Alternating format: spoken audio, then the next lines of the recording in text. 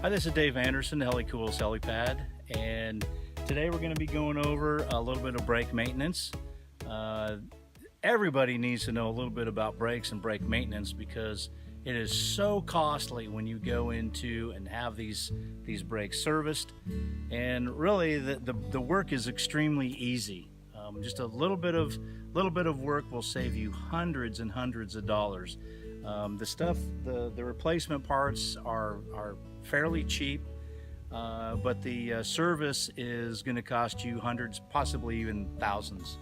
The other day I noticed that I was hearing some rough sound coming from the brake on this side, and these brakes, if you're not looking at them, we just bought this car last year and really haven't done a whole lot of maintenance to them or checked it out, but you can see that this brake pad is almost completely gone, and this one was metal to metal contact, which is why we were hearing the grinding, growly sound. Now normally brake pads, they'll be sandwiched in here a very thin sheet metal, and it'll have a little scraper on the one side so that when the brake pad wears down, that scraper actually starts scraping on the rotor, and it'll make a squeal sound. And it'll make that squeal sound before you start getting metal to metal contact, which will basically ruin your rotor, and you'll have to get the rotor to ground if you catch it soon enough. And if the rotor doesn't have enough meat left on it, then you'll just have to buy a whole new rotor. Fortunately, even rotors are fairly inexpensive, $30–40, unless you have a F350 or something where they're larger, and it might be maybe 70 or 80 bucks, but still it's under $100. Brake shoes are regularly probably around 50 bucks, and that's for a set of fronts, both sides. You'll get four brake pads, 2 for each side. So like I said, it's a very simple maintenance. We just took 2 bolts off and the whole caliper and everything came off. We were able to diagnose it as these are bad brake pads, and diagnose that the rotor needed replaced. And just going to the store now and buying those, and really it's going to cost less than $100, and we'll have these brakes done and probably save us about $500. Now when you're under here and you got the wheel off, you might as well grease any zerks that you can find. This vehicle, for whatever reason, has all of its suspension and turning and everything in sealed units. So there's no place to there's no zerk to add any grease to these. So I guess some vehicles don't have them, some of them do, but if you do have them, you do have a little zerk. It's good to pump about 5 pumps of new grease into that grease zerk, and you might as well, since you have the tire off. Unfortunately, this one doesn't have any, and they're all sealed up, so we can't do any of that lubrication. So the first thing is, because the brake pads were so thin, and your new brake pads are going to be much thicker, you're going to have to compress the caliper.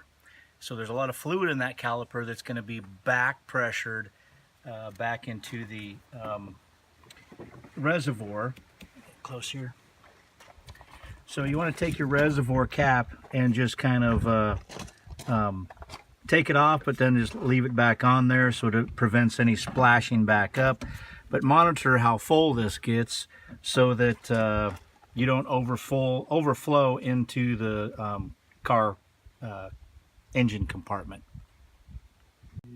So in order to get the caliper back in, and because this is a hydraulic ram right here, you just get a big C-clamp and you just start gently pushing it back in.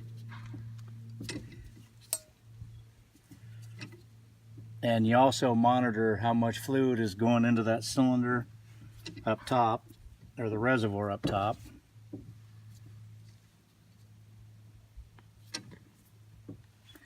And you do this until this is all the way flush back in here, and you'll be good to go.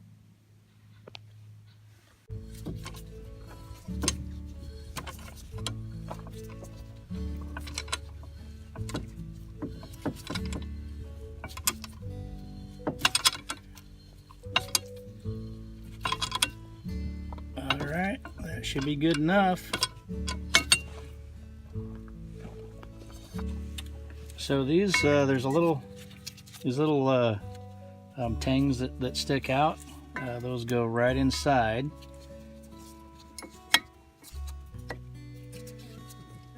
Make sure that they go inside like that. And the other one goes up top.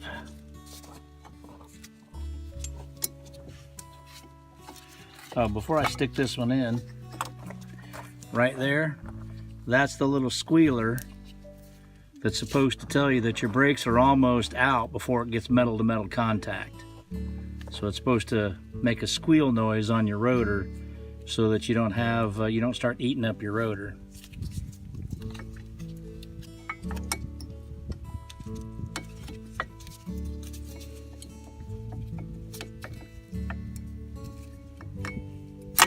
Just takes a little bit of finagling,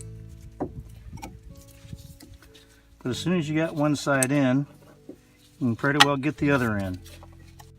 Okay, so once you have the brake pads in there and they're making sure that they're secure in both sides and snug, got a new rotor because the other rotor was pretty heavily ground into. We're going to go ahead and put this rotor on. Move this out of the way.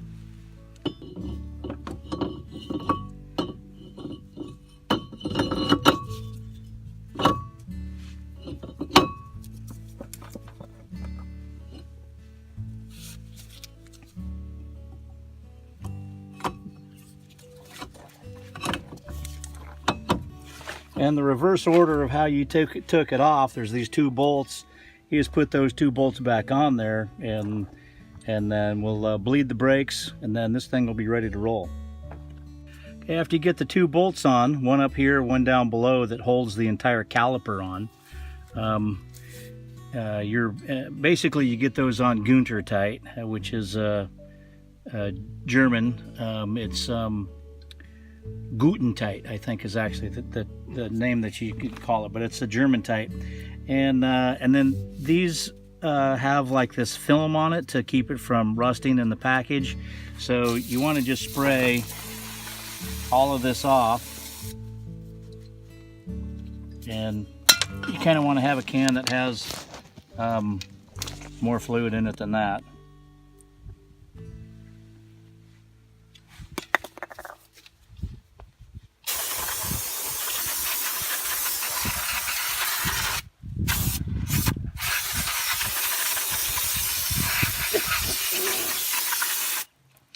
All right, and that's all it takes. And of course you use brake fluid cleaner so it doesn't leave any residues. You can see already this stuff is drying very, very fast because this is very volatile. You never want to have any flame or any spark nearby because this is highly flammable. Now, as you can see, this stuff has gone clear up to the very top, and I'm looking down inside there, and it looks pretty green and gross. And we don't want to bleed that back into our system, so we're going to pull it out. Now I have this, you can get this at Harbor Freight, and it's called a brake bleeder vacuum pump kit. And so all I have to do is push this in here, and then I just have to start pulling a vacuum. And you can see down by here, it is picking it up into this little container. Now you don't want to go until you start sucking fluid in there, but now I've got enough where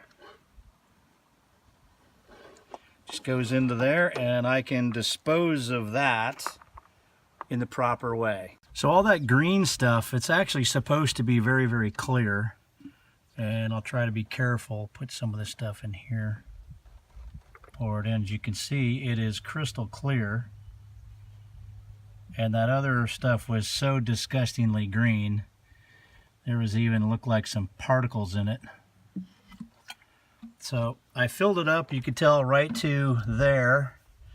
And we'll probably have to look at that again because we haven't set the brakes in front. So we pushed them all the way back. It's going to have to set a little bit more forward. So more fluid is going to be down in that caliper. And then we're going to be bleeding what's in the lines, all that green stuff, out of there. So we'll actually have to add more into that reservoir before we're done. All right, so I have a 10mm wrench on the end of the bleeder valve, and I have a little hose connected to it, and it's got a little cup at the end. And what I'm going to do is have my son press down on the brakes. When he says pressing, I'm going to release this 10mm so that the brake fluid goes in there. When it gets all the way down to the bottom, when the pedal bottoms out, my son's going to say down, and then I'm going to tighten the wrench back up, and then he's going to let the brake pedal come up and pump a couple times and then hold, and then I'll release the brake fluid again, and we'll continue to do that until the brake fluid appears to be somewhat clean. Okay, go ahead and pump it. All right, pressing.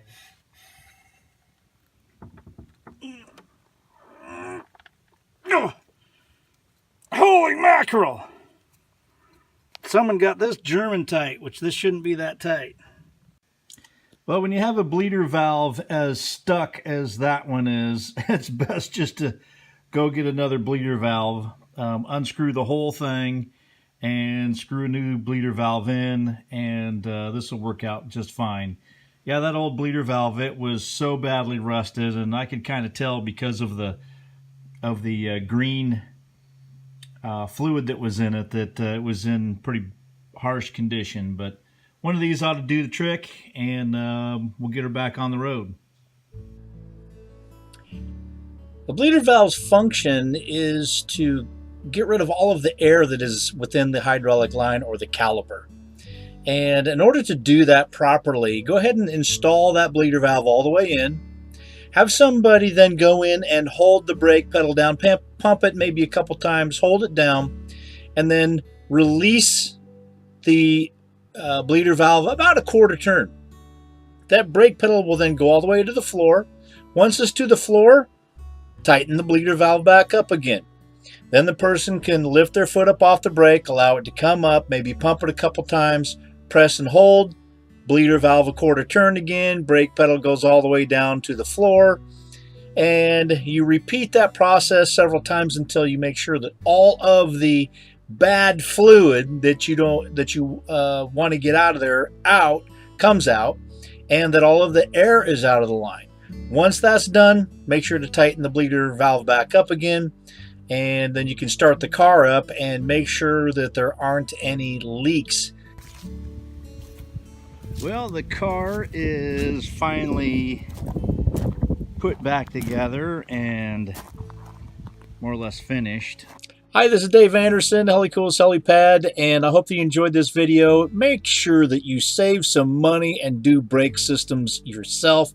They're not a big deal. Now, if you start getting into some really technical stuff like anti-lock systems and things like that, you might want to take that to a dealer. But if it's just replacing brake shoes or brake pads, as they call them, or the rotor, those are things that you can really do on your own and save you a whole lot of money.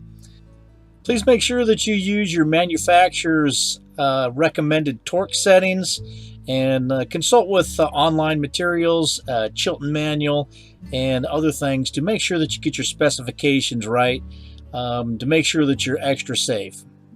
Use the cautions that are associated with the brake shoes and the rotors, and have a good time doing it. This has been another video from Helicool Helipad. Thanks for joining me, and be safe, and God bless.